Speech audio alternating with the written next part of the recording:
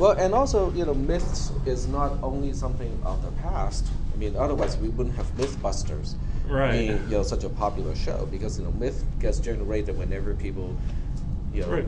comes to conclusion that is not exactly science or fact based, or sometimes it's not possible to have it, science based. I mean, and even like modern day lost history stuff, like when they do excavations in San Francisco and find stuff from the earthquake way back in the 1800s, and we're like, we had no idea that this was like this back then because we don't have these exact records of Exactly. San Francisco back then. It's like, Yep. it's like we have writing, we have all these other data collection materials, and we still lose track of all of it. That is- and it's always impressive. Yep. That's also interesting from the perspective of now being the information age. So we now have ways to record things in many ways, and it's all getting archived.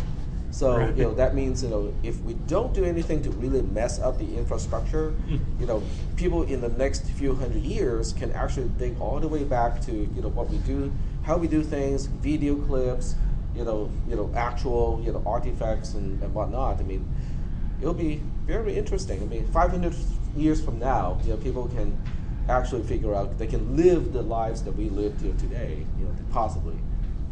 I say we micro etch everything onto plastics because that won't degrade, and there'll be a nice layer of that at our strata. So they just have to dig down, and they can recreate all of our data and information we used to have.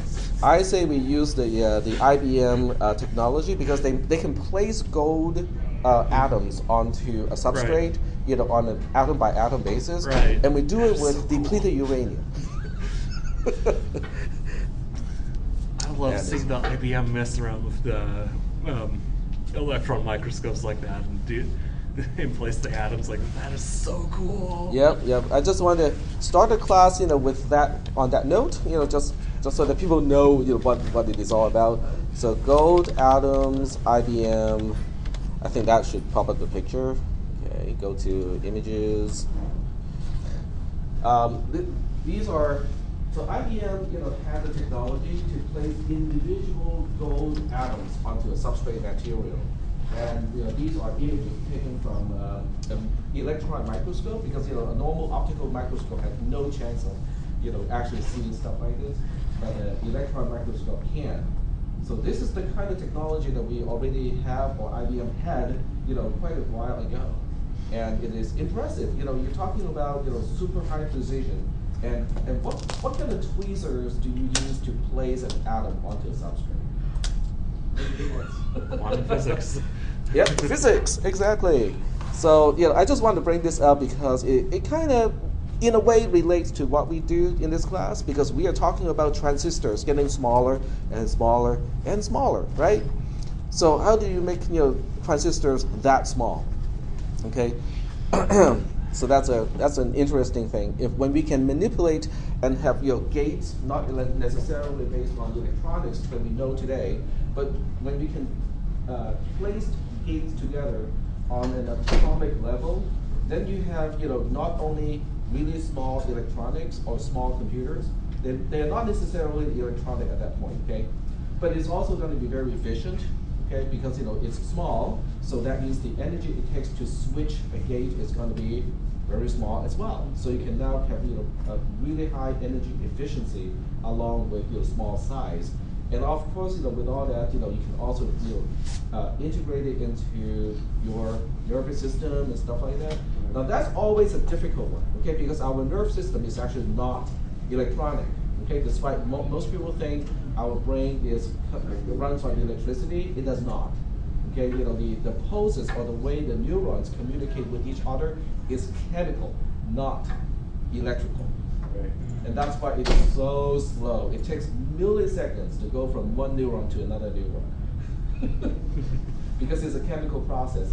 Go ahead. So what were they able to do with this kind of technology? Like they never used it, or was it just Well, IBM in atoms was a demonstration by IBM scientists. This is back in the late 80s, okay, not even the 90s. of a technology capable of manipulating individual atoms. A scanning tunneling microscope was used to arrange 35 individual xenon atoms, not gold, okay, I stand corrected, on a substrate of chilled crystal of nickel to spell out the three letters company initialism. It was the first time atoms had been precisely positioned on a flat surface. Yeah. And this is the 90s, okay? This is like before the 90s. Imagine what they got now. Yeah. IBM is interesting in many ways. It's not like IBM is not like Intel in many ways. IBM did all kinds of research on hard drive technology, so they're always at least 5 years ahead of what we consider as top end of high end hard drive technology, because they always have something that's ready to be commercialized. Yep. Yeah, IBM is an interesting company in many ways. I mean, they used to be a bully as well. Okay, they used bullying techniques to to kind of like cut down competition. But at the same time, this is also the company that has all kinds of high-end research. What is the computer that did Jeopardy? Watson. Okay, so they found commercial applications of Watson, or the engine that powered up Watson, but when they did Watson, I'm pretty sure the high administrative people think, okay, they may be able to utilize the technology later on for something, but the researcher at the time just wanted to do it because they want to do it. Wow. So interesting company, IBM. And that's also why you have HAL 9000 from 2001, the movie, because HAL, H-A-L, is just one letter before IBM for each letter. Okay, so for each letter of IBM, subtract one from the ASCII code, and then turn it back into a character. Then you have HAL, H-A-L, which they claim that it stands for heuristic algorithm, but it's probably not. Okay, so getting back to the material, this is the last lecture and the last lab. I'm probably going to use all, basically, 3 hours today. We'll start with the assembler, the program that we worked on the day before that did not work. Okay, so I will I'll point out why it's not working, and that was the multiplication one. So this is not the one. That one I want to keep around. And this is not the one. The multiply, there we go. Okay, so I use red color to highlight the parts that I got wrong. Okay, so the first one was, I had an LDI C1, and then put the C into where D points to. In other words, I was initializing the result to 1, but that is incorrect. I should have initialized the result to one of the input parameters, which in this case should be B. So I should have just done ST in parentheses D and B. Okay. What the ST instruction does is it will store the second operand to where the first register points to, and therefore I use parentheses to emphasize that this is a dereferenced type of operand. Is that okay? So that's the first mistake that I had. The second mistake was down here. It's mostly because my assembler does not have syntax checking. Yep. Did you start recording? Yes, I believe so, because I set a timer to start the recorder, and we'll double check. Yep, it is recording. Yep. And we should probably check how much space I have left on my drive too. And we got enough for both the lecture and the lab. Okay. If so needed, I can remove the other ones. I can remove the ones from the other days, because I got those uploaded already too. So the ones from 1205, we can delete. Okay. And those are not from this class anyway, so. Yep. Okay, now, this is also something that you should probably remember is before you remove, it is usually better to do an LS first, just to be sure that what you will be removing are the files that we do tend to remove, we do intend to remove, so that's safer. Instead, just do RM first. Okay, so we're good. So now we got plenty of space. Yes, 6.9 gigabytes. That's plenty. All right. So getting back to here. So because my assembler did not have any, still does not. Okay, it probably integrated in later on. but it doesn't have any way to do syntax checking. So the original opcode is JC end while to basically say I want to end up at the label end while if the Z flag is a 1. But I don't have an opcode to do this, okay? I only have an opcode to do I have to use these two opcodes to do what this opcode did. Now this is a bad habit coming from the cisp experience, because I have been using the cisp instruction set for the past 12 years teaching this class. Okay, so that was kind of like, that's problematic for me. But the assembler did not know. Okay, so the assembler generated some code, but not what I needed. Okay, the assembler in this case generated the code to only do the JC instruction, but didn't specify which register to use to jump to. So it's using some random register, probably A in this case, to jump to, and A has either a 0 or 1 value because of the no, because it's a redshift. So A has some kind of value that I'm using to jump to, and that's by the algorithm that I use. Now there was a third problem. Okay, the third problem is actually very interesting, and I did not realize the third problem because until I looked into my own code and go like, okay, so let's check the code generated and stuff like that. So this is the actual assembler sheet that I wrote, and I made a few changes to this one too. So now it's actually quite a bit more convenient than on Tuesday. So between now and Tuesday, I did some modifications. What I found was this. Okay, so let me go back to here, and I want you to focus on just a few rows first. Okay, so let's go to a particular. Oh, too much. Okay, there we go. Scroll. Okay, so I want you to focus on row 42. Okay, so row 42 is now correct. Okay, it's an add instruction. It has got two operands, C and B. Okay, and I break it up into C, B, because this is just a split based on a comma. So it's split into the individual components as a result. Okay, so it is correct now. Let me do something here that will basically make it not correct anymore. So if I do something like this, okay, I pick out these rows here or these cells, and I just do a copy like this, it will give me a warning. It's okay. It's not a problem. Oh, it's still doing it. It's still fine. But I was able to reproduce a problem by using just this method, and it broke the code. Oh, it's still doing it. I think I have to take the entire row. Okay, I'm not giving up yet. Okay, so let's go ahead and include column Y. Now this is really just a copy and paste, which should not change the content of the cells because they are all basically just replicates of each other, replicas. See right here, it's gone. Okay, let me scroll back so we can see the beginning of the whole row. Row 42. See how this is now gone? It doesn't know what is the second operand anymore. Okay, now how do we fix this? As it turns out, doing this would actually fix the problem. So the program was generating incorrect code also because of the problem in the spreadsheet. Now this is not my code. Okay, this is whatever Google is doing. So I had to combat my own programming flaws, which I found and fixed. But also, I had to deal with the bugs inside the Google spreadsheet as well. Now, the problem with the spreadsheet can be fixed relatively easily. Okay, so let me go ahead and replicate, the sequence to generate the problem to begin with. Okay, that should generate the problem. Because I want to show you how to see the problem reappeared. Okay, these cells are no longer populated.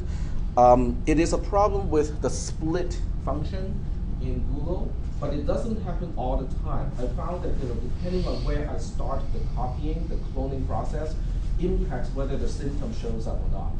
And I found that you have to have 2 rows of all empty cells prior to getting to these cells for the problem to show up. And it doesn't show up if I just use like a few lines before that, which is weird.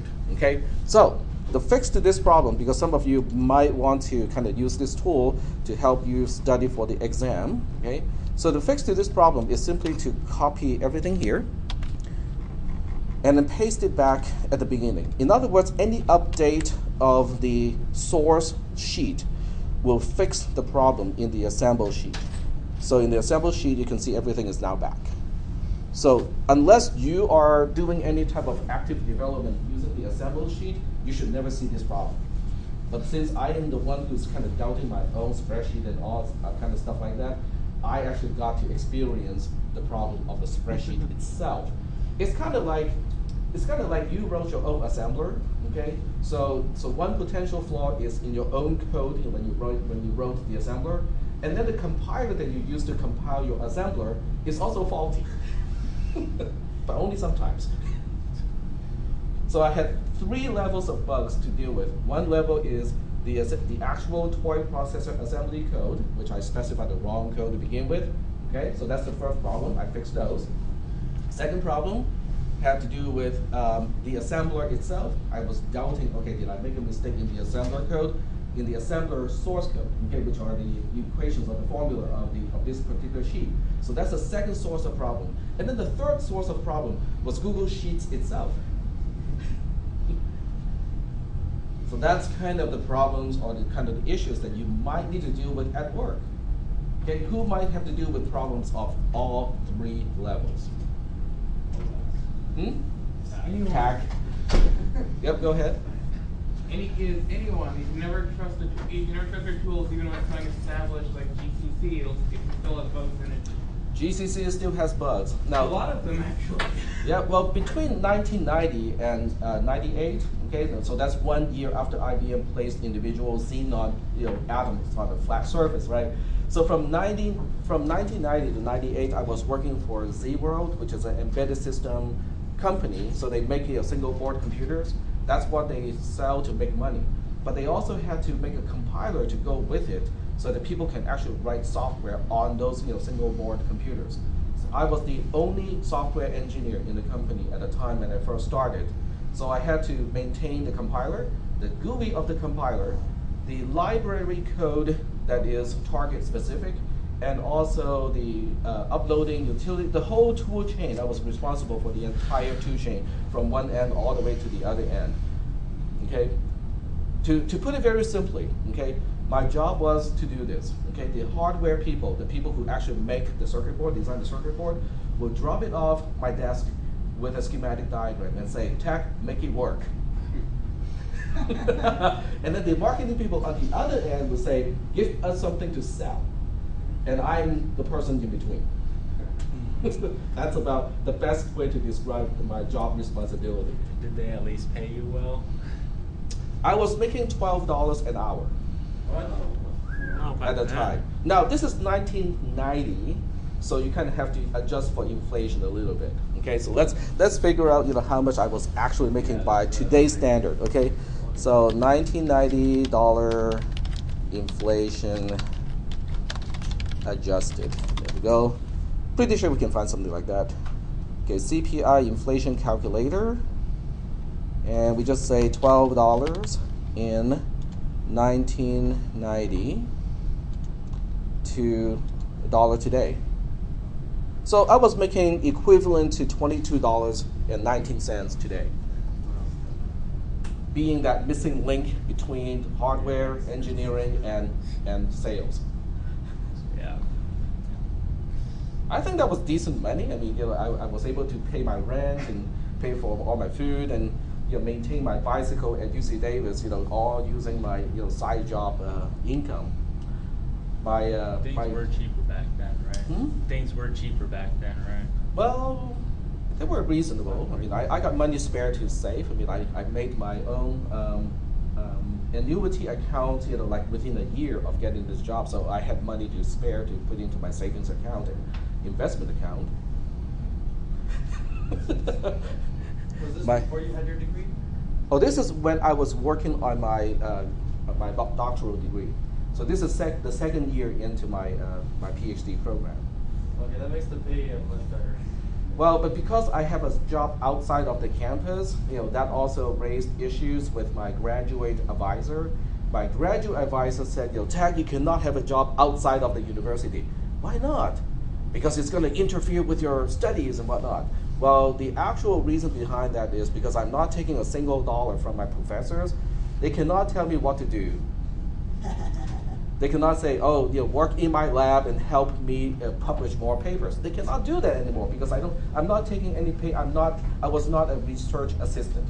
I was just a graduate student, completely financially independent from the university, and they did not like that. Or somebody did not like that. The university may be okay, but somebody in the department did not like that. So anyway, it is all working now. Now, the other enhancement, yes, go ahead. I just had a question from the last test whenever you were to go over some of that stuff. The last test. Okay, so go ahead. Which part of the last test? Well, I was just thinking about... I can bring up the questions. I was thinking about some of the assembly language stuff, and I know that one of the things that we had to do in the last test was work around without resetting the flags. Yes. And I'm just trying to remember how that was done. I think it was problem 3. Okay, so have you checked your Moodle grade? Because my solution is in the assignment itself. I use an assignment, quote unquote, assignment to grade it. So it should be in your, okay, let me go back to the question first. This is the second exam, and was it the third question? I think it was question 2. Yeah. Question number 2? Okay, so this is question number 2.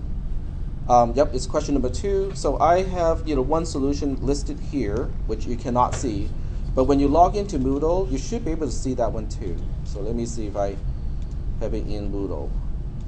So to do this, I'm going to sign in as a student so that I can show you how to navigate to that part. Okay.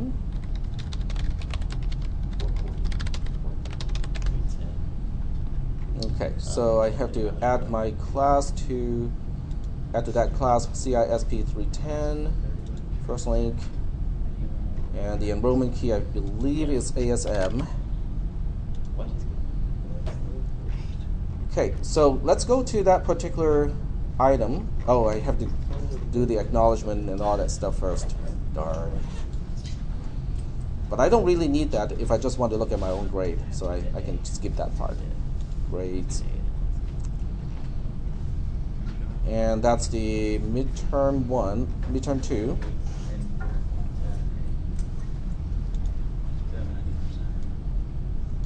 Exam 2.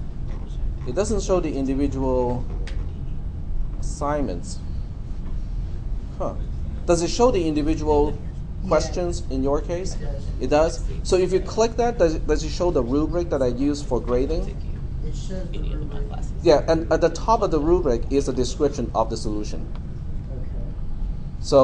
So that's where you want to kind of take a look at, is the discussion of that part. I think mine doesn't show it because I have not participated in any one of those activities. Okay, so getting back to the assembler. Okay, so getting back to the stuff that we are currently talking about. And of course, I got too many tabs.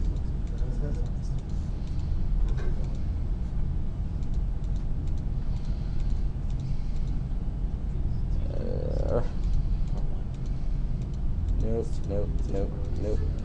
Okay, there we go. So getting back to the assembler, spreadsheet. Remember last time I had to manually transfer the RAM content and actually hand enter everything? That is no longer needed. I found a way to do it. So when you go to the last tab, which is called RAM file, now this one has the first line being v2.0 space raw, which is needed in a RAM file. I looked into the actual content of a RAM file and it has that. So I have to copy that. But with this one, you can just go to File, and then go to Download As, and then go to CSV, okay, comma separated values. It's okay, it will use commas when we have multiple cells on the row that has values, but since each row only has one cell that has value, because I combine the multiple values using the spreadsheet function, this will actually work. So I'll show you guys how this works. So you just have to download it, save the file, save it to wherever you want. I'll save it to the temp file. I'll just call this test.ram. Okay, you can change the extension, it doesn't really matter. Okay, save the file, and then switch back to a text terminal. And then when I look at test.ram from the temp file, this is the exact content. There are no commas in it to confuse Logisim. And I tested this already. Logisim was able to read this without any problems. So I have just made another slight extension to that tool, and I think it will help you study, because now you can actually write the code using the toy processor instruction set, convert everything into the opcode, into the RAM file, load it into the processor, and actually watch it execute. And I think being able to watch it execute, clock by clock, knowing what is transferring from which component to which component, which mux is switched in which way, and what register is enabled, what register is not enabled, whether the ALU is operating or not, that will really help you study, because now you get to see what is happening as an instruction, is executing. So I want to do this because, I think it's going to be a tool for you guys to study, to help you understand the instruction set and the processor architecture itself. Yes? Is it possible to provide us with some simple C code that we can just have as practice for translating? That's what we have been doing since a few weeks ago. I want one that you haven't implemented, so that I won't know the right answer first. Okay. Just a few simple examples that I could just download. That way I can just practice implementing them without already knowing the answer. Understood. So I'm on it right now. That would be helpful, yeah. I'm on it right now, so let's go ahead and make a few examples like that. Now, how come Google Drive is so slow? 16, no, I put it into the share folder. It already has an examples folder, so I'm going to put all the extra examples into this folder. And each one is just going to be a document, which is just a plain text file, and I'll do it in C++ code, and you guys can convert it into assembly code. Quickly get started by using one of your organization's template. No. Are you kidding me? But I should try it once just to find out what the template is about. Okay, so let's go ahead and start with one. So I'm not going to talk about the solution of these so that you have a chance to practice on it, okay? And after today's class, this is the last lecture. So after today's class, I will, if you don't see the solution by Friday or by Saturday, make it Saturday, send me a little reminder and say, we would like to see the actual solution or one of the solutions to that problem. So that way you have something to compare to. Is that okay? All right? Okay. So we'll start with something like this, okay? So we'll go and do, yep, go ahead. It would be something like similar, what we will be testing on, right? Like examples, something like that, right? Or yeah, it'll be something that I would expect you to know how to do. In terms of the scale, it may not be the same, so I might use something a little bit simpler in the actual final exam, because the exam is time limited, but you're not so time limited when you're studying. Okay? Okay. So the first one that I might want to do is, okay, I think this one, okay.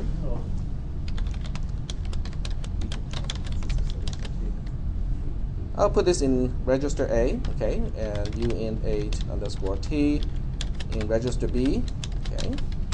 All right, so just by looking at the parameters, we know that A is not an unsigned int of 8 bits. We know B is not an unsigned int of 8 bits because of the asterisks. Okay, so we know that A is a pointer to a unsigned char, basically, and B is a pointer to an unsigned char. The name of the subroutine implies what we want to do with these, because we want to exchange the values pointed to by A and pointed to by B. Is that okay? Might be too simple. But this is not simple, trust me. When you just store the value, whatever is in there, and register C and then. When you do it in assembly code, it is not that simple. Okay. Okay. So T equals star A equals star B, and then star B equals T, and that's the very typical swap subroutine. But when you do this in assembly, and you only have 4 registers to play with, okay, it is not quite as simple as you normally think it is. So I will give it a try. Okay, I will give this a try. Now, on top of this, you also want to kind of define a main. Okay, so the int main doesn't really matter because main is not returning to anyone. Okay, and in main, we'll have two locations. So we have two global variables. I'm not even going to bother with local variables because they're also on the stack, and that kind of makes it more difficult. So I have two global variables. One is x, and one is y. Okay. And you guys have to remember how to make quote-unquote global variables by using the byte quote-unquote opcode. It's not an actual opcode, but when you say byte 0, it will take up a byte location in RAM and initialize the location to 0. You guys remember that? Okay, because we have one program that makes use of that. So we have x and y being global variables, and this t is not global, by the way. Okay. But if you want to make it global, it's okay in this case. It's just I would cringe when I look at code like that. But okay, so in this case, we just have to call swap from here. So swap, and then you have to take the address of x, take the address of y, call the subroutine. Okay, and before this, you might want to just put some values into x and y, just so that it's visible whether the code works or not. So we'll say x is 42. And we'll say y equals to, what is another interesting numbers? 77? What's special about 77? Divisible by 11 has two lucky numbers. Give me a. Need the left to be able to solve it. Okay, fine, 77. Okay, so, but you have to check the code because when this is all done, okay, so we have a return 0 here.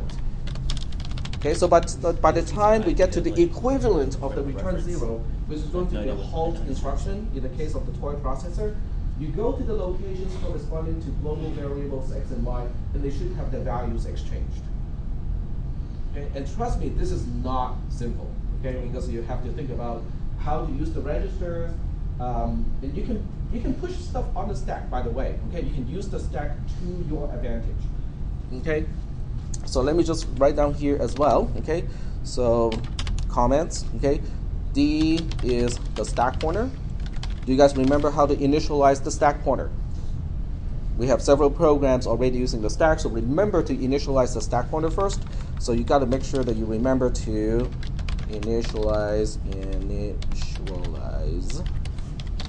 case it's setting down your flags, right? Huh? Is that like setting down your flags? Nope, the stack pointer is register D. You have to put a certain value in register D to say that we want to use the top part of RAM as the starting point of your stack. Oh, Z, 0. Oh, no, 2 zeros. Okay, so these are the stack pointer. Okay, x and y are global variables, which means they are not on the stack. Okay, T is local, supposed to be on the stack, but if you cannot make that happen, it's okay. Okay, because it's already complicated as is. Okay, and you have to pass A and B by registers. Okay, pass parameters A and B by registers A and B. Okay, register A and register B. Are there any questions about this program? Because this is quote unquote your kind of the ways of studying for this test. Yep. Even though it's a void function, there's still a return address, right? Yes, a void function still has a return address even though it has no return value. In other words, register A by the time it gets to main has no specific meaning, but you still need a return address to get back into main. Okay. Now, if you want this to be slightly more interesting so that you can check whether your return address is correct or not, you can put something like this here, okay, swap them back. Then you should have the same values back into x and y because you're just exchanging after exchanging, which undoes the other exchange. Okay, but this will test whether the return address is set correctly or not, because if the return address is not set correctly, it's not going to work.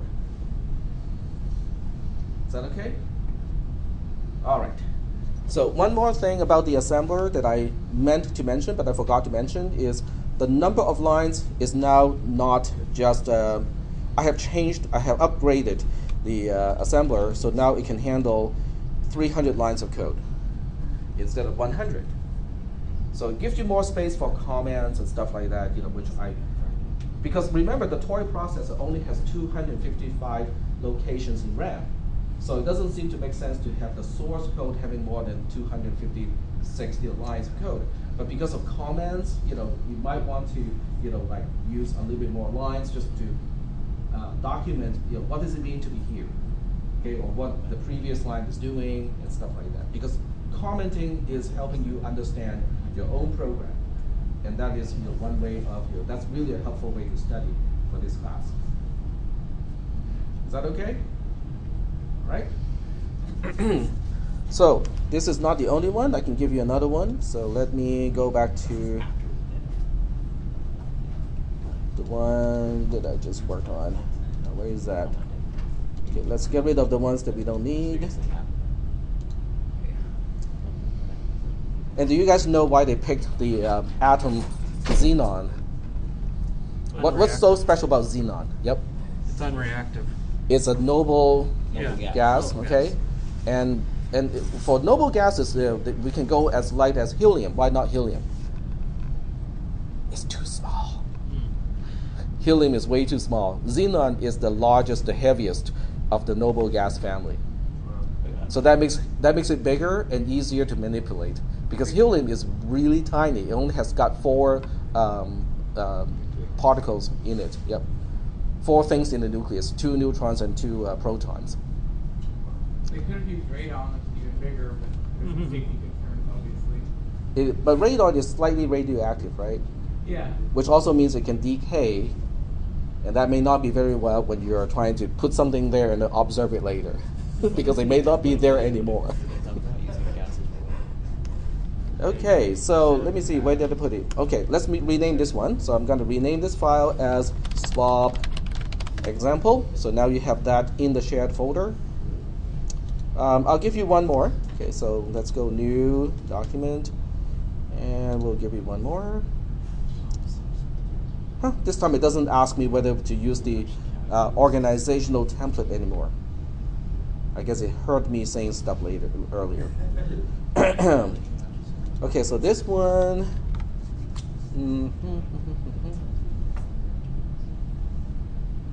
Okay. So uint 8 underscore t.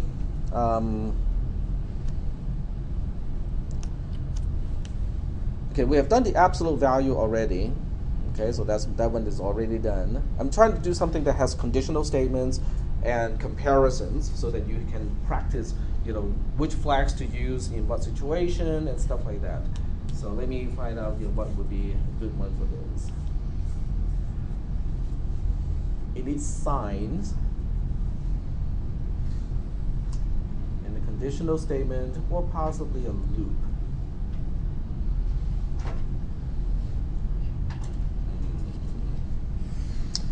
Okay, let's try this one. Okay, so we have F for frequency, T, C counter. Okay, there we go. And this one just has, main, everything is inside main itself. So we'll initialize F to, which is a quote-unquote global variable, to, let's say, 10. And we'll make T equal to 3. And counter equals to 1. Well, we'll make counter equals to 7. There we go. So we'll say while C is non-zero. Oh, that is great. Fine when C is non-zero. Okay, there's no way we'll convert this one. Okay, so when C is non-zero, we'll do the following. We say that, C, T, we need one more variable. No, T is fine. Okay, T is initialized to 0 here.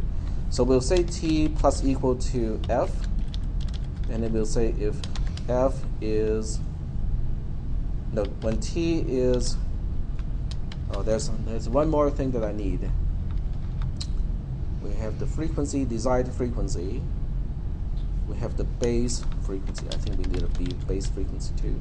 So let's make it 20. If T is 20 to B, we'll do the following. Minus C gets decremented by 1. And then we'll also do something with t minus equal to b. And that's it. That's the entire program. Return 0. Okay, so let's go ahead and analyze this program just a little bit, just to make sure that it is going to work here. Okay.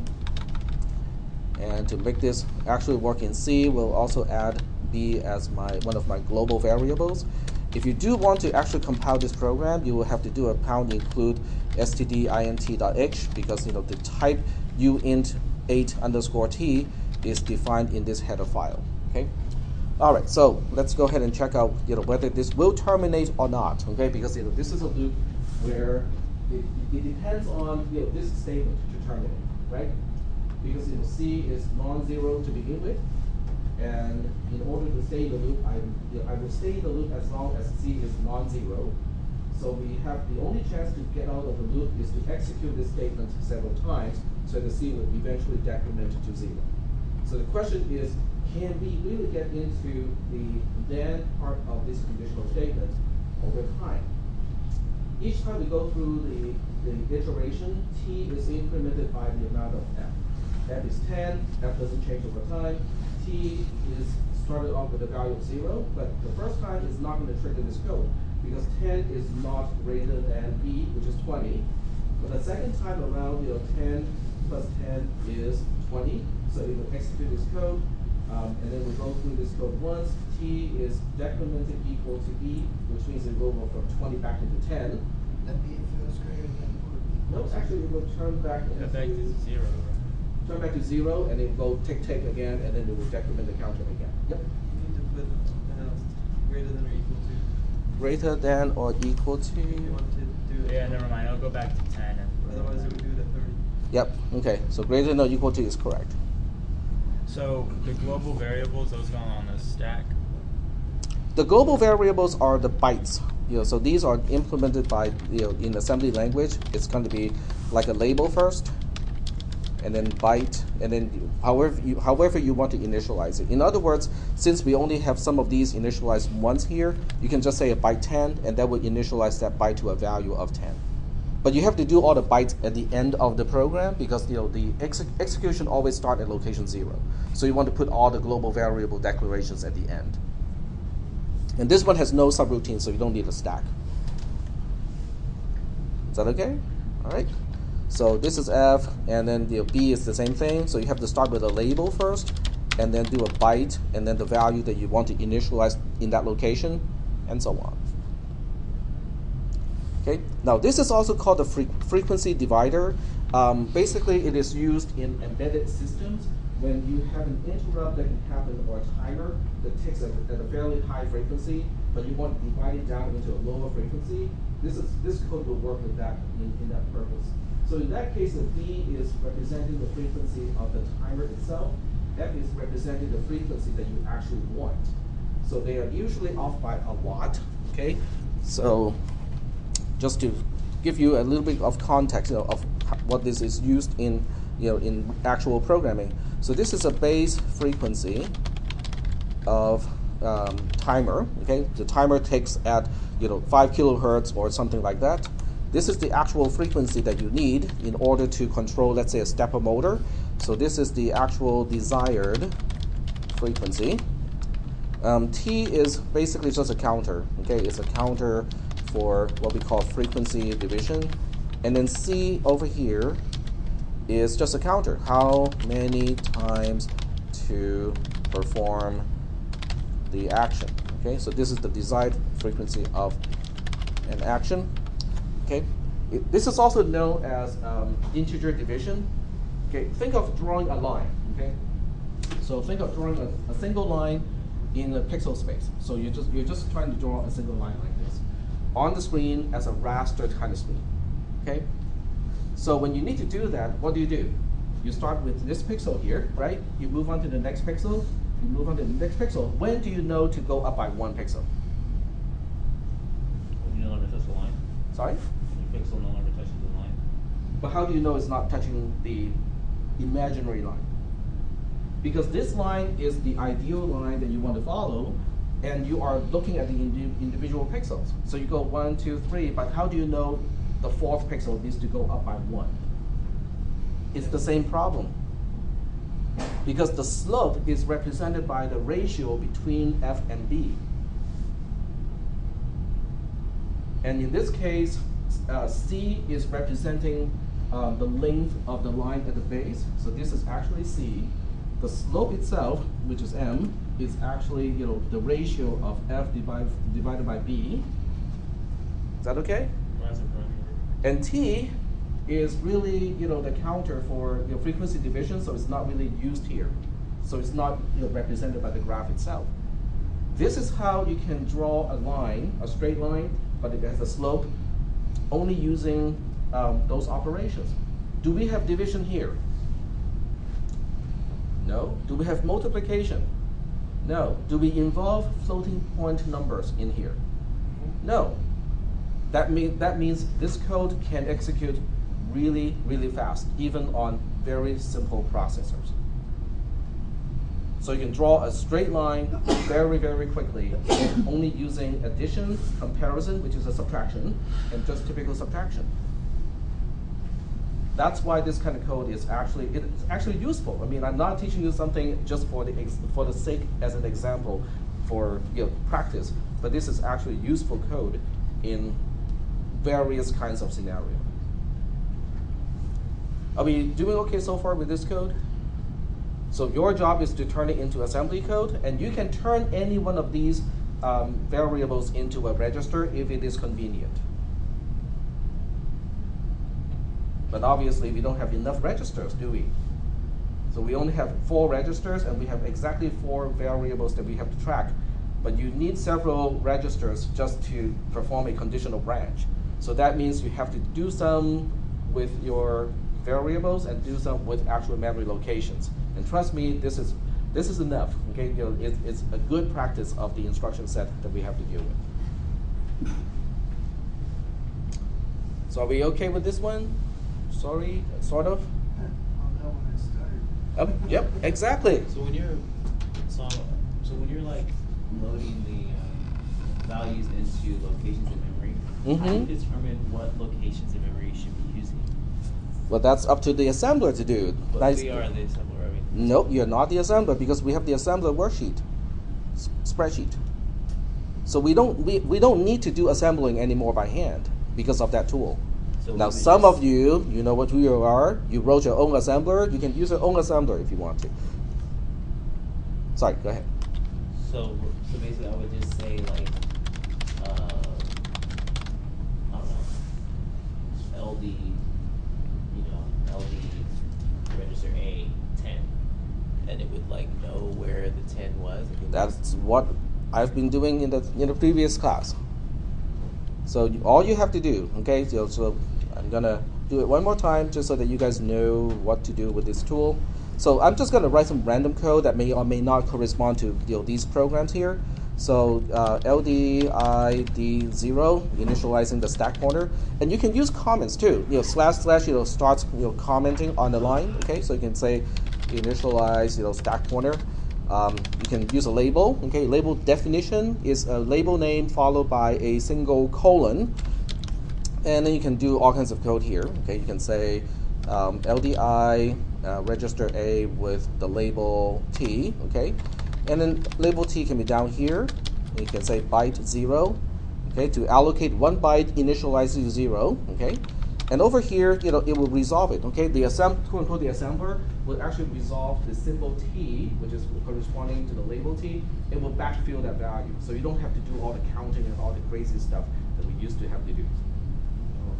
Okay, so I'm going to just write a very simple program here. Okay, so you can say while begin. So the label of the name of the label kind of indicates what it needs to do.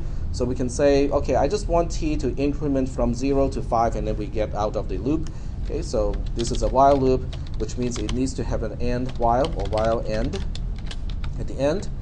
And then in between, we just have to test whether T is 5 or not. If it is already 5, we get out. Okay, so what we need to do then is to say, we need to, okay, so this is no longer needed. Okay, LDIA with T, and then we do a LD AA. Okay, this this works, okay? There's no problem with this code. And then we do LDI B with the limit, which is 5 in this case. And then we do a CP or CMP. We compare these two. So we compare the order of the direction doesn't really matter in this case because it's a compare and we're looking for a 0. So it doesn't really matter which way you do the subtraction. But in many other scenarios, you need to determine how to do the subtraction because the order matters in most cases. Then we need a LDI to jump to the end. So LDI, we can use register A again if we need to, while end. And the JZ, if it is equal, we are going out of the loop. Okay, bad habit here. Okay, JZA. So you can also comment what does it mean to get to be here. Okay, this is the body of the loop. So in the body of the loop, we want to add one to the global variable t, which is kind of tedious because you have to load the address into A first, and then you have to load whatever is at that location. Now you can use your registers a little bit more wisely, so you can just store this not into A, but into B or into C or D, and then reuse it later on. But I'm just being very tedious here. I'm reducing the number of registers being used. So, yep, go ahead. So the LD will store whatever is in register A into whatever it points to? No, the other way around. So LDA in parentheses A is going to the location pointed to A to retrieve that byte, and then we'll put it back into register A. So why are we loading T into A if we're just loading an address? Because we want to change this location. We want to increment the value stored in RAM by 1. We are not changing the register, we're changing the memory location. Okay. So just to clarify, the LDI A with T will point to, will technically right. point to a location, and yes. when you LD A with that location, it puts whatever's in there into register A. Correct. So it's you assign the pointer and then you dereference it? Yes. Because you don't have a direct way to go to a location by label. So we have the AB here because we are incrementing it by 1, and then you have to store it back because just because you have the value, cannot do that. So we have to do a B with T again. Now you can reduce the number of registers used. This is by far not optimal at all, but it is straightforward. Okay. So now you can do an ST D with A, and then we need to jump back to the beginning of the loop. So we need to do LDI. B is free again this time. A is free as well, so I can use either one. While begin, and then do a JMP A in this case. So this is the same thing as star B equals A. This is A equals ampersand T. If you look at T as a global variable, this is what it's doing. This is just adding A to B. This is just adding 1 to A, so A. Okay, wrong. A gets A plus 1 because B equals 1 here. Okay, there we go. So we got all the usual stuff done. Okay. So the top, what does compare do? Compare is a subtraction, but without storing the result to the first operand. Does it see if A is less than B or the opposite way? We are just looking for whether they are the same or not. Oh, okay. So this is just A minus B. It depends on how you want to state the original code. So this one is looking for, so this is basically saying while T does not equal to 5, stay in the loop. Okay, but if you want to change the original code while T is less than 5, then you have to change the way you use the flags. Because in that case, you're looking for less than and not equal to. Yep. But then it's important the order you have. Yes, if you're comparing for less than or greater than or less than or equal to or greater than or equal to, then the order matters. You have to check the sign flag. You have to check. The sign flag by itself is usually not very useful. So the sign flag and the overflow flag are not usually very useful. You need to use the L flag if it is signed, and use the B flag or C flag when it is unsigned. So those flags are useful to indicate ordering of the numbers. Okay, so you might want to kind of go back to that discussion to find out what are the meanings of the carry flag in the subtraction, and also what is the meaning of the L flag after a subtraction, because that is very important. Because the sign flag won't necessarily trigger if it's Because the sign flag by itself cannot indicate the ordering of values after a subtraction. It has to be combined with the overflow flag to indicate the actual ordering of values.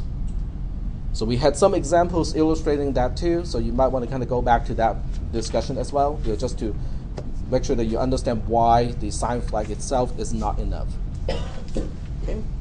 All right, so we do have some code here, okay, and let me put a halt instruction at the end, so just so that this program will stop at some point.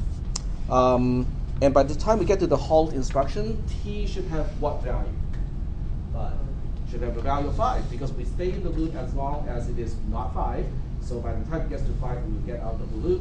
If the loop is wrong, if the body of the loop is wrong and it does not actually change t, then it will become an infinite loop, because we are checking the value of t at the beginning of the loop. Question? Yep. T is the local variable? T is not a local variable. T is a quote-unquote global variable because it is statically allocated. So you put its address at the end of... Correct, because you don't want to put this at the beginning, because otherwise you will have a byte of 0 at the beginning, which is okay because 0 is a no opcode. So typically it is okay, but you don't want to do it because if you have any other initialized value, then it may not correspond to no op anymore. So you want to put all the declarations of global variables to the end of your program so it doesn't interfere. It's because when we start the program, it always starts from location 0. So you want the first byte of the entire program not to be a variable. It has to map to an instruction. So in this code, having the LDI D0 to initialize a stack pointer doesn't really matter? It does not really matter because we don't have any use of the stack. But if you had T as a local variable, you'd have to use the stack. That is correct. Yep. Okay, so the next step is to assemble the program, right? Because we want to see how to use that tool. So to use the assembler, you just copy this, okay? Control A to select all, Control C to copy. You go to the assembler spreadsheet, which is here, okay? You cannot use the one on the shared drive because you only have read access to that one. So you have to make a copy of that spreadsheet first before you can make changes. But nonetheless, okay, once you make a change, once you have your own copy, you can do it. So you go to here, you go to cell A1, and then you do a Control V to paste the content. If it has some extra stuff here, it doesn't really matter. But if you don't like to have some extra stuff at the end of your own program, you can just go ahead and select this portion and press the delete key just to get rid of it. Okay. Otherwise, you just have some leftover code that will never execute. But this is cleaner. So when this is all done, you can go through the assembler sheet. Okay, the assemble sheet, just to double check and see whether everything makes sense. Okay, And I'm just personally checking these instructions just to make sure that both operands are accounted for. And it looks like, darn it, it's not. This one is not, it's not picking up the second operand. So I don't know how to fix this. See, now it's picking it up. I don't like this. This is a Google thing. It might have to do with this empty line here, which is the definition of a label. No, that's a line of comment. So let me see if I can fix that problem by removing that line. Okay, paste it here. Go to assemble. These are all okay. This one is okay. So the problem went away when I don't have that one single empty line. So whenever I have an empty line, it doesn't seem to do it correctly. This can be a problem. So I'll keep working on this one and see if I can find a way to fix that problem. But assuming the assembled result is correct, we go to the last sheet, which is the RAM sheet here, RAM file. So you go to this sheet, you go to File, and you say Download As. Select comma separated values, and save the file. So save it to temp / I call this count.ram, like so. So now we have a RAM file, and we have to go ahead and start our emulator. So we go to downloads, processor. I put everything in here. You might have a different location. So we do a logisim and then processor.circ. There we go. All right. When you run the emulator, if you're not sure, you can always just reload the all.rom into the ROM file, so that way you have all the actual microcode for all the instructions so far implemented. Okay, and then you do a reset first, because the reset will reset everything, including RAM content. So you want to do that, and then go to your RAM, right-click, do a load image, and this time we go to the temp folder to load count.ram, and now we have the content in RAM. The program should end up at the halt instruction, but if you want to track the execution of this program because you're not really sure whether the program is working correctly or not, you can go to simulate, go to logging, and choose what you want to log into a file or just internally into the table of Logisim. I would put it into a file, because once it's in the file, you can use your favorite editor to log into the file, search for whatever you need to search for. If it's in RAM or inside this table, it's not nearly as good for searching. So in this case, what I'm interested in is the RAM location that is getting changed, and you can actually make it log the changes to a single RAM location. So what you do is you double-click RAM, and it shows you all the locations in this particular RAM, and then you have to go back into the assembler and figure out what is corresponding to the T variable. So T is at location 26. Okay, so 26, this is in decimal. Okay, so 26 is 1A in hexadecimal. So when you go back here, you have to go to RAM location 26. This is also in decimal and not in hexadecimal. So you go to RAM location 26 right here, and just add it to the things that you want to log. So now we can just watch this one single byte in RAM getting changed throughout the course of the execution of this program. So whatever you put into the right column will be logged, which also means whenever something that you specified is changed, it will create an entry. It will have a line in the log file. Is that okay?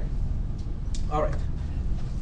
So assuming this is okay, then you can either go to table, which at this point there's nothing here, nothing recorded because we haven't even run the program yet. But the best way to do it is to enable file output. So in this case, you can just go ahead and pick out a particular file for your log file. I'm just going to use account.log in the temp folder as my log file, and you click save. And it automatically will only do the append, which means if you use the same file for logging, you run the emulator several times, each time it will just append the new content after the existing file, which can be helpful because it allows you to compare the changes between what the behavior of the program changing after the program is done. Okay, so we click close, we switch back to the emulator, and now we are ready to get started. Now with a log file, and you're fairly confident that the program will do what it's supposed to do, you can go to simulate, specify a simulation frequency. 2 kilohertz is really, really fast. You won't actually be able to see anything visually, but the log file, this is where the log file comes in handy because it will log the changes. If you really want to see what is happening, or if you have a screen recorder turned on, like what I'm doing right now, you can turn it down to 8 or so hertz, so that you can actually visually see the program executing and what portion of the RAM and whatnot is getting changed. So it's up to you, okay? The frequency, and you can go to simulate and then just enable simulation. So now the program is executing, and at some point it will be stuck in the halt instruction, and we can see that it's not halting just yet. Okay, it's executing instructions, and if you go to the RAM of the component here, it will show you which RAM location is getting addressed.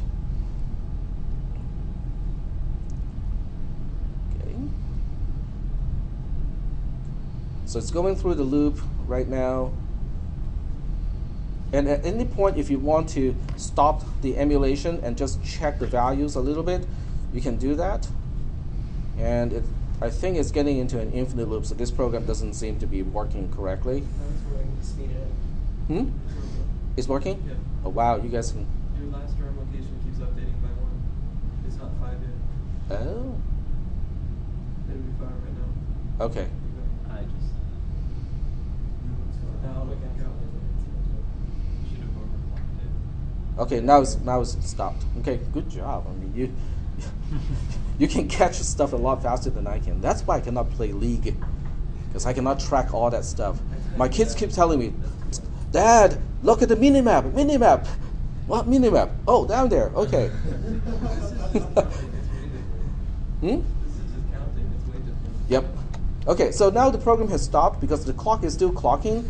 And then when you look at the instruction it's executing, it should be the halt instruction, which is a 0, 1, right? And then the PC is now stuck at 1A, which is 2, 6, okay?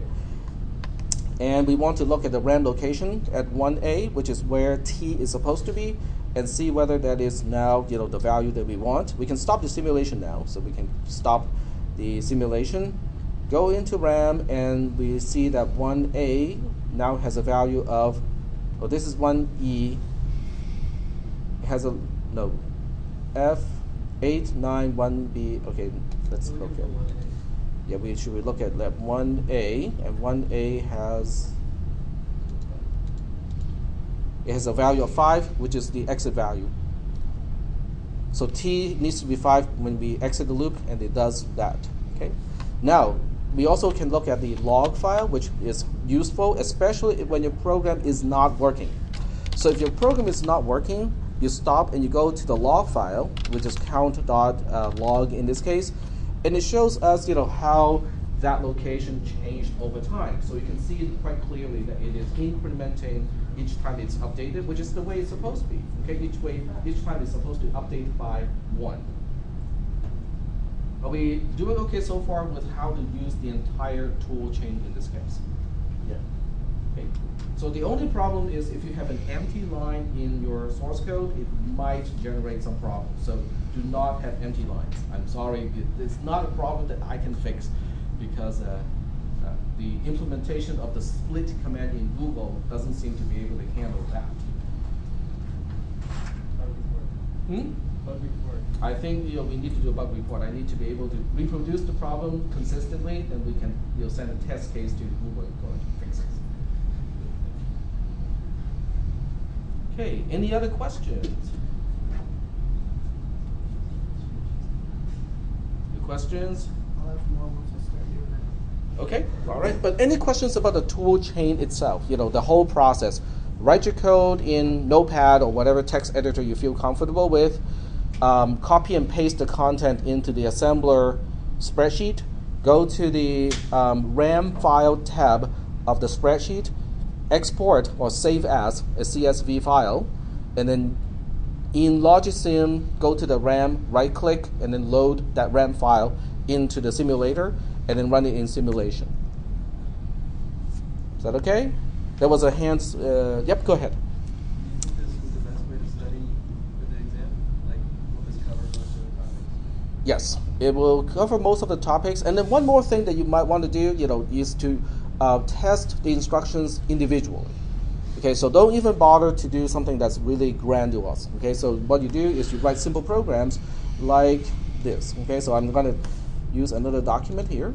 Okay, and just test something as simple as just LDI A, 24, LDI B with 16, and do a STBA. Okay, and find out what it does. Okay, and also put a halt instruction here just so that you don't. Well, if you don't have a halt, they're all going to be no ops, so you will only see the instruction going, like from one to the other one. But this will give you and when you single step through this program, you just use Control-T in the simulator, and for every single clock, you want to kind of look at register A, register B, and also look at the RAM locations, because the third instruction is going to store whatever register A has to wherever register B is pointing to in RAM. In other words, by the time we get to the halt instruction, we can expect location 16 in RAM, or 10 in hexadecimal in RAM, to be changed to 24 in decimal, 24 in decimal is 18 in hexadecimal. So at location 10 in RAM, it should display 18 as its value. Okay? So if you have questions about compare, for instance, okay, write very simple programs to check that. So if you have questions about compare and the flags, how they work and stuff like that, do something like this. Okay, I'm not sure whether it can handle negative numbers. I don't think it can handle negative numbers.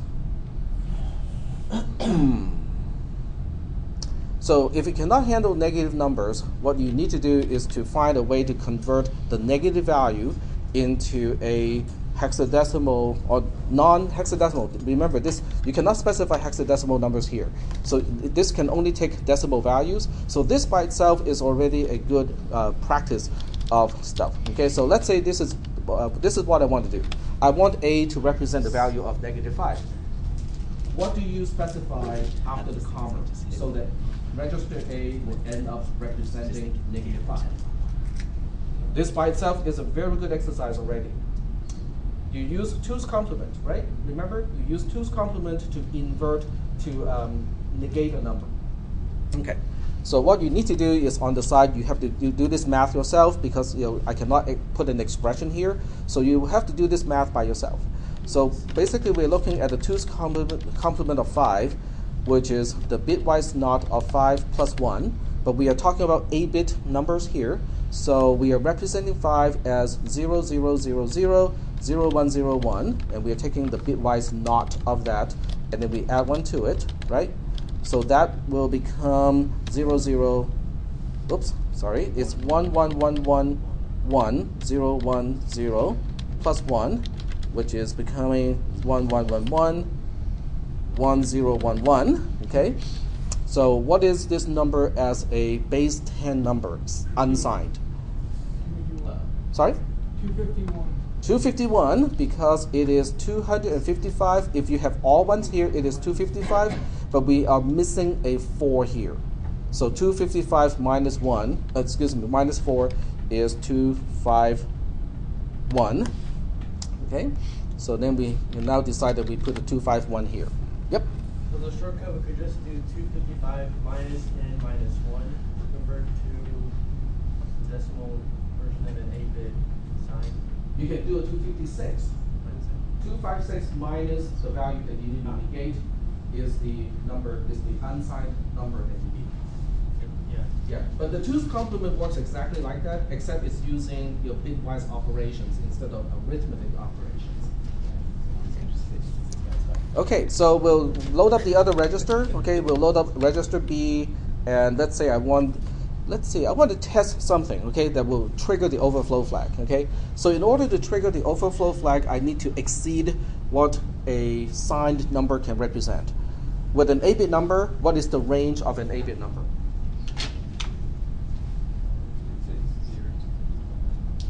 Okay, let me ask the question one more time. Okay, I'm using 8-bit numbers, and I want the 8-bit number to represent signed numbers. What is the range of those signed numbers?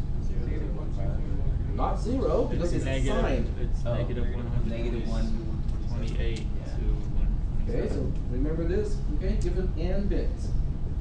Okay, the range of a signed value is 2 to the power of n minus 1. Put a negation in front of that. Okay, this is the most negative value they can represent. And then on the other side, it is 2 to the power of n minus 1, but another minus 1 over here because 0 took up 1 space. So this minus 1 is because 0 is also a non-negative number. Okay, so given this, in this case, n equals to 8, what is the range? Negative 128 to 127. Yep, exactly. So when you have a subtraction that can end up with a result outside of this range, the overflow flag is going to trigger. Okay, so I know A is already -5, right? So there are several ways I can get a number out of this range. I can do a subtraction where A is the second operand is being the one subtracting from the other one. Okay, so in that case, I'm just adding 5 to whatever I need to represent here. So if I put a 125 here, or 125, there we go, and do a compare or subtraction, okay, you can do either one. The first time I do this, I would use a subtract just so they can see the actual result in the register, okay? But because a compare does not store the result, so you cannot actually see it. You can see it in the simulator by the time we do the compare instruction, and you look at the output of the ALU, you can actually see the value, but it's not going to be stored back into a register. So you can use either one. So in this case, I would subtract -5 from 125, which normally would be 130. But 130 is greater than 127, and therefore it cannot be stored. If it cannot be stored, it will be reported as an overflow. So the old flag will be set. What about the sign flag? Would 130 set the sign flag? It would, because anything that's greater than or equal to 128 will set the sign flag, because the sign flag is no more than just the most significant bit of an 8-bit number. Okay? So when you have the sign flag set and the overflow set, the overflow flag set, what about the L flag, which is the exclusive OR of those two? It's going to be 0. It's going to be clear because you have one exclusive or one which is a 0. Okay, so that's what we need to do here. Okay, we can say that we are expecting, starting with the carry flag. Okay, what about the carry flag? Even though this is a signed operation, what do you think is going to be the carry flag? The carry flag is looking at things from the unsigned perspective. In other words, we are looking from the unsigned perspective, which is 125 minus 251, 251. Are we going to end up with a borrow? Yeah. So the borrow flag is going to be set, which means the carry flag is going to be set. What about the Z flag? Did we end up with a 0 as a result? Nope. Okay. What about the sign flag? We just talked about this a little bit earlier. Sign flag is a 1. The overflow flag is going to be a 1, and then the L flag is going to be a 0. Does it make sense for the L flag to be a 0? In other words, what does it mean when the L flag is a 1? Either sign, like that sign and the sign and overflow are the same. Yes, but in terms of the compare instruction, Less than. it means less than, right? But which one is less than which one? The first one is less than the second one. So in this case, it's 125 less than -5. Unsigned, right? Unsigned. Signed. 125 is not less than -5, and that's why the L flag is cleared. So is that saying B is less than A, or if B is less than A, L flag Correct. will be 1? Yes. So the L flag is basically reflecting, in this case, is reflecting if and only if B is less than A signed. Okay? And the carry flag is set if and only if B is less than A unsigned. So for unsigned, we use the carry flag. For signed, we use the L flag. Yes, in general. Do we have any questions about this one? It's a 3-line program. But it's a very useful 3-line program because in order to come up with this example, you already have to exercise the understanding that you need to have for this class. Now we can check it, right? To see whether this works or not. So once again, you just do a Control A first, Control C to copy. Go to the spreadsheet that does the assembling, okay, which is this one. Go to the first sheet. Okay, so let me scroll back to source. Go to cell A1, paste, and you can get rid of the rest. Okay, just select the rest and press the delete key. I just personally want to go to the assemble screen just to make sure that it does not mess up this one, and it messed it up. Darn it. So that 250 Man. something, is that representing a signed number or an unsigned number? What do you think? Remember the number wheel thing? Yeah, so it's representing a signed negative number. Okay, the 251, the 251 is required in this case because I have a really dumb assembler that doesn't know how to deal with negative values. So I need another way to specify exactly the same bit pattern that would otherwise represent -5.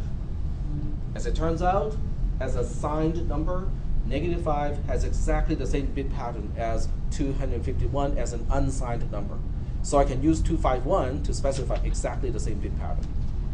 But we know it's -5 because No, it's not -5 until we look at the flags. When we look at the L flag, it is now suddenly -5. When we look at the carry flag, it is 251.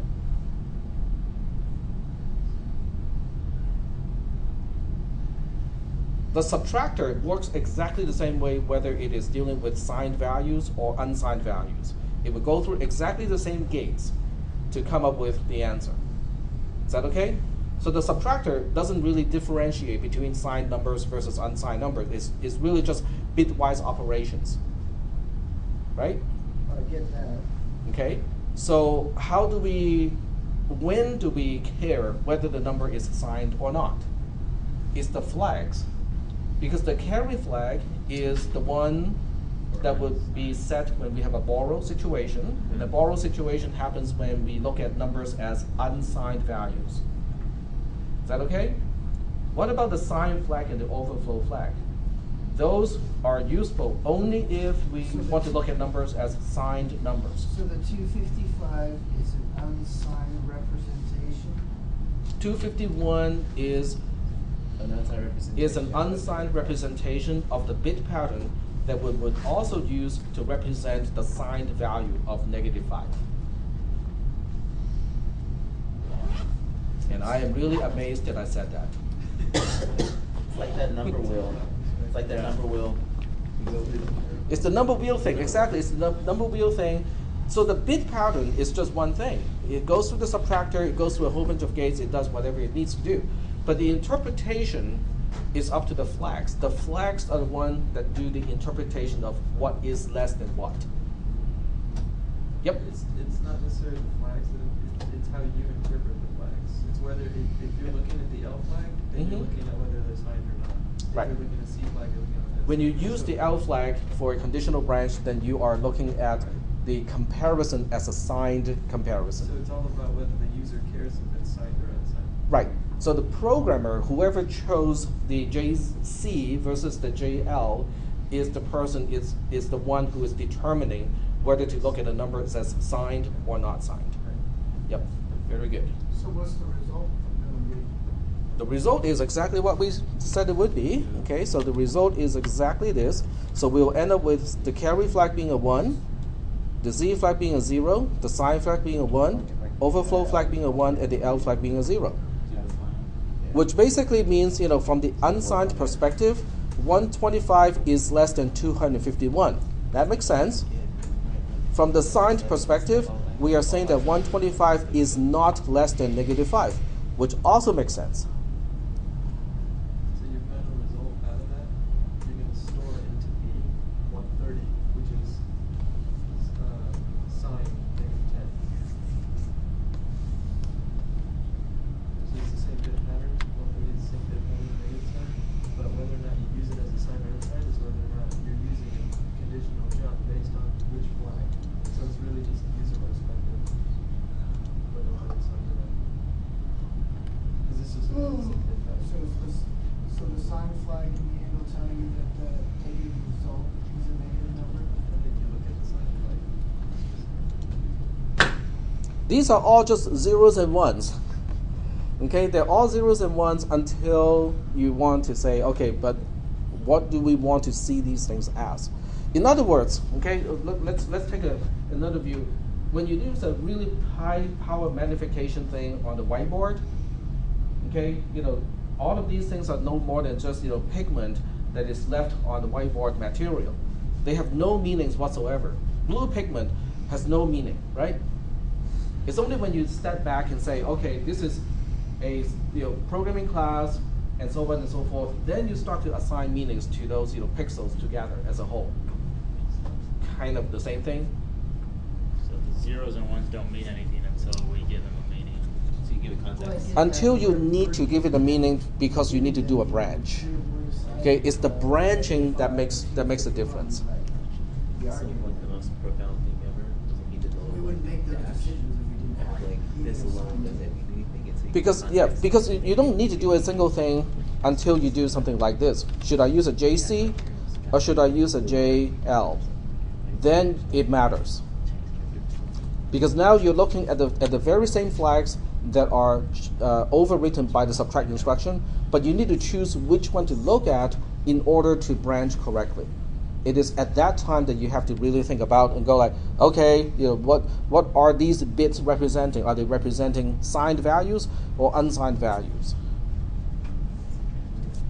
Are we doing okay so far with these concepts? Because they are really, really important, not only in this class, because the whole matter of bit patterns versus the values they represent is core to every programming language. When you look into C and C++, it's the same thing. Okay? It's just that a lot of details are hidden away from you so that you don't have to deal with this.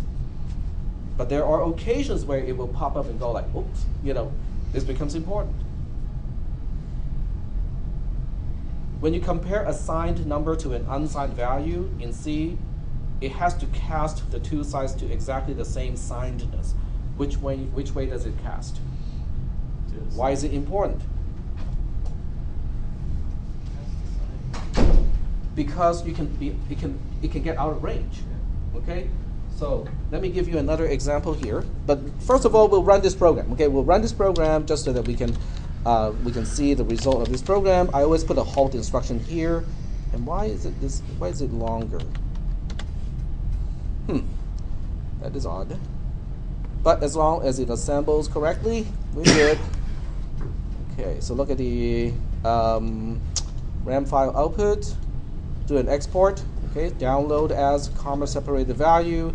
Save the file as compare.ram.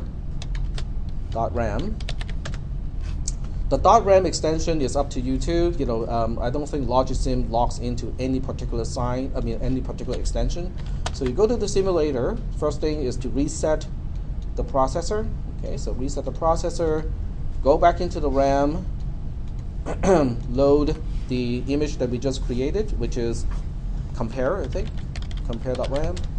There we go. So now we have a tiny little program here. And now we can single step through the program. Okay, so the first one, Control T, Control T, Control T. So this one is not a big deal because all it does is to load the bit pattern 51 or 01010001 into register A. And then the next one is going to load the other pattern, which is the 25 into register B. Okay. So now we can double check. Okay, we can go to the registers and double check the register. Register A does not have. Nope.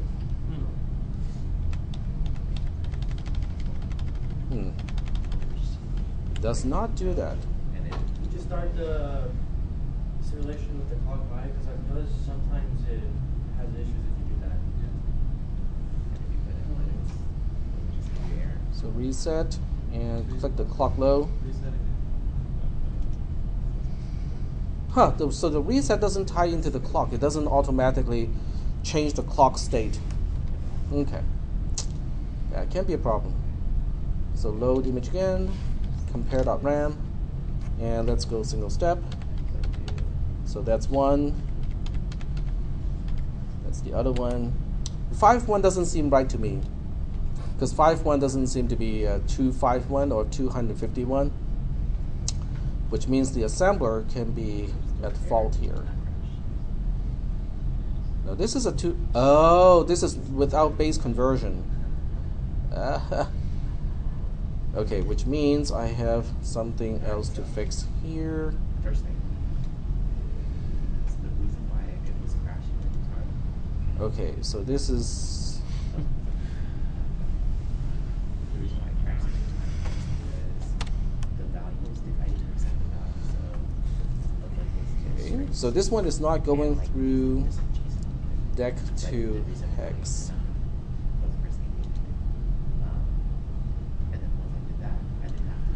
This one is not a problem. It's why that is a problem. Okay. So if Q1 is empty, then it's empty. Otherwise, if S1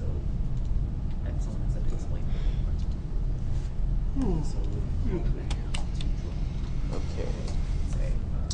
Otherwise, if S1 is empty, it will do this. Else, it will do this one. If text S1 is text, S1 is for a label, right? Like a label and text for like any of those objects. So okay, Shane. I just kind of need to hear myself a little bit here. Thank you. Sorry. Okay.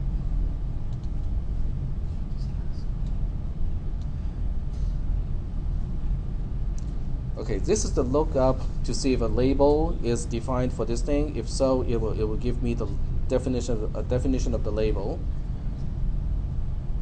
And this is just the number itself.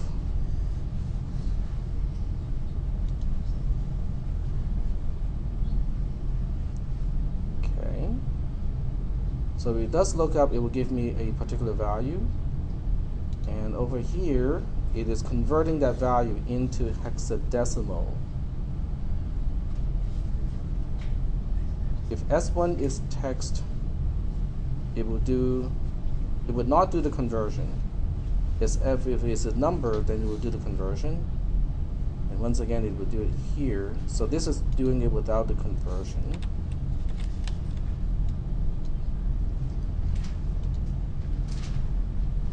And it is a string. It is looking at it as a string.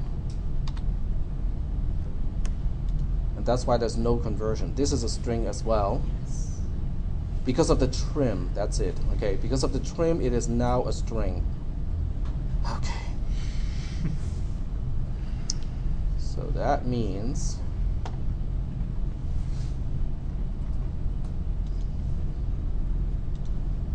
even if it's text, I have to do the conversion. Dec to X.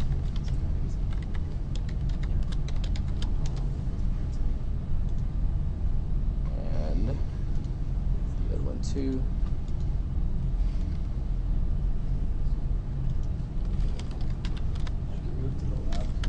Sorry? Oh, that's right. All right, let's move to the lab. This is one great thing about Google Documents. I don't